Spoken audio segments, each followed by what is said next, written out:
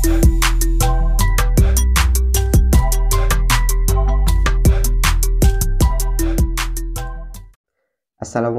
warahmatullahi wabarakatuh. Halo semua para pemirsa sekalian.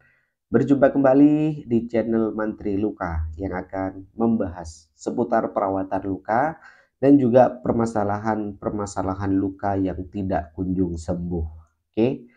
Dan masih bersama saya Muhammad Subromulis. Di kesempatan kali ini kita akan masuk di sesi tanya perawat luka.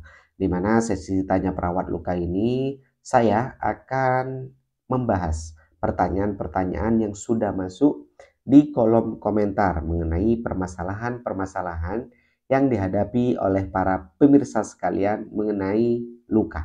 Oke. Dan sebenarnya banyak sekali tentang komentar-komentar yang sudah dikirimkan ya, dan juga pertanyaan mengenai seputar perawatan luka.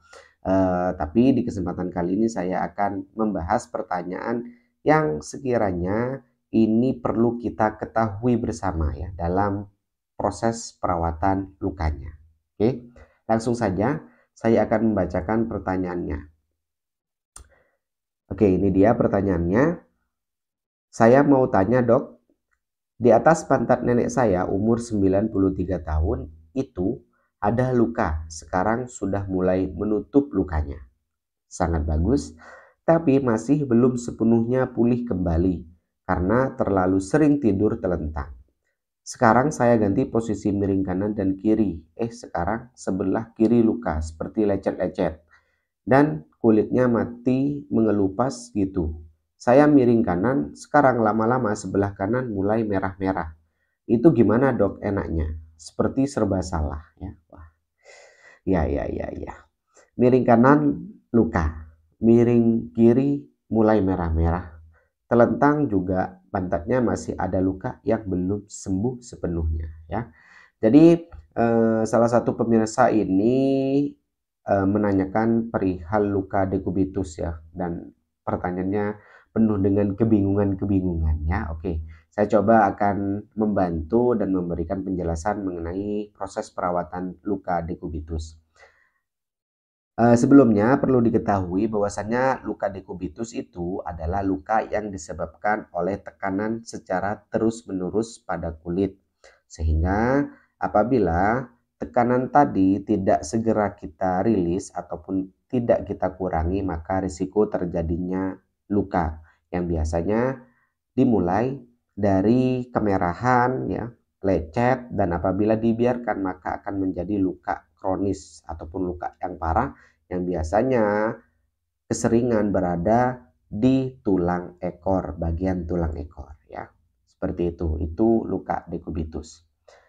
Dan luka dekubitus ini sering terjadi pada pasien-pasien dengan bed rest total. Contoh adalah pasien stroke ya, ataupun pasien dengan post operasi ya, pasien koma ya, itu juga berpengaruh nantinya apabila secara mobilisasi tidak diperhatikan, maka risiko tinggi terjadinya yang namanya luka dekubitus. Oke, jadi yang dikeluhkan dari pertanyaan ini adalah saya ini kebingungan ya, sudah saya miringkan kanan malah salah, miringkan kiri malah lecet-lecet, terus saya harus bagaimana nih ya kan.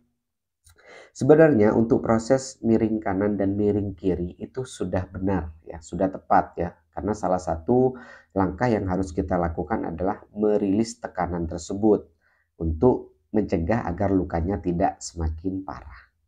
Nah, yang perlu saya ingatkan bahwasannya untuk miring kanan dan miring kirinya itu harus bergantian selama 2-4 jam sekali.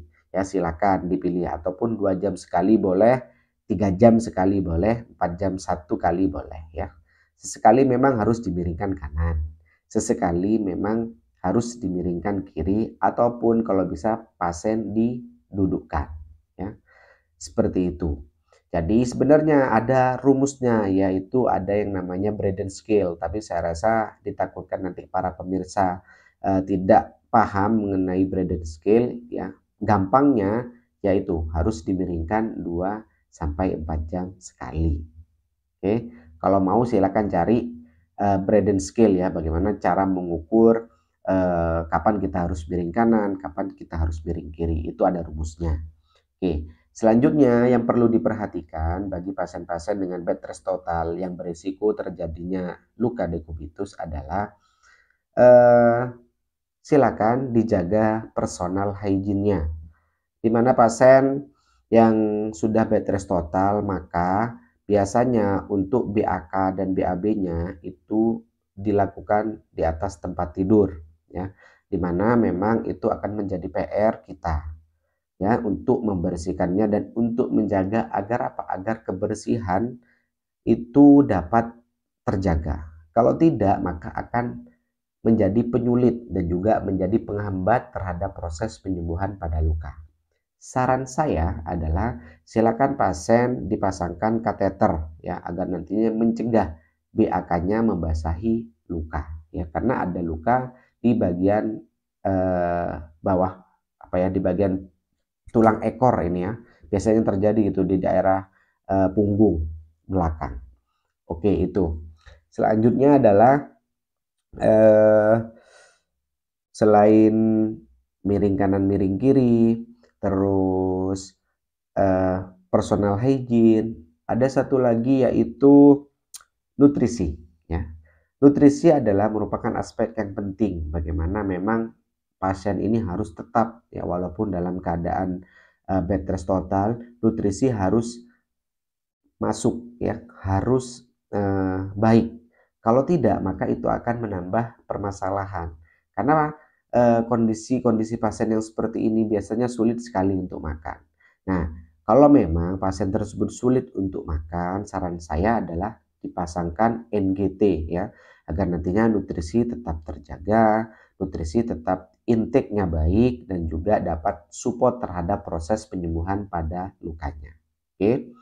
Nah, selanjutnya lagi ada tips dari saya adalah silakan kalau bisa ya kulit-kulit yang kering ya, biasanya lansia ini apalagi umurnya 93 tahun ya, cenderung kering kulitnya ya. Kalau bisa silakan diberikan lotion ataupun pelembab, contohnya pakai VCO, pakai Vaseline, pakai hand body ataupun pakai pelembab-pelembab yang lainnya. Silakan. Agar apa? Agar nantinya tidak memperparah ataupun mencegah kulit terjadi luka akibat gesekan dengan tempat tidur ya, itu. Selanjutnya lagi adalah pemilihan alas tempat tidur ya. Biasanya yang membuat luka itu semakin parah adalah alas tidur itu yang ditempati pasien biasanya berbahan keras dan panas ya. Nah, saran saya silakan memakai kasur angin agar nantinya dapat mengurangi tekanan pada area luka ataupun kulit sekitar luka dan mencegah terjadinya lecet kembali ya, seperti itu. Jadi bagi yang bertanya tadi ya jangan bingung ya, jangan bingung, tetap menjalankan perawatan semaksimal mungkin ya, walaupun memang usia sudah 93 tahun ini sangat luar biasa, tapi bagaimanapun harus tetap dirawat dengan maksimal ya. Resiko-resiko tinggi terjadinya dekubitus pada usia lansia dengan 93 tahun, 80 tahun, apalagi kondisinya sudah mulai lemah, itu juga perlu diperhatikan untuk apa? Untuk nantinya mencegah terjadinya luka dekubitus. Ya, seperti itu. Oke, terima kasih atas pertanyaan yang sudah disampaikan. Mohon maaf apabila ada jawaban saya yang masih kurang, apabila ada hal yang mungkin perlu ditanyakan lagi, boleh silakan nanti langsung tanyakan di kolom komentar ataupun langsung kirim pertanyaannya melalui nomor WhatsApp saya. Oke, terima kasih. Ini suasana sudah malam ya, agak sedikit ngantuk. Jadi mohon maaf ya kalau ada penyampaian yang agak kurang jelas ya. Mohon maaf. Semoga channel ini akan terus berkembang dan juga saya doakan semuanya dalam keadaan sehat walafiat. Oke, terima kasih. Sampai jumpa di video berikutnya. Saya akhiri. Wassalamualaikum warahmatullahi wabarakatuh.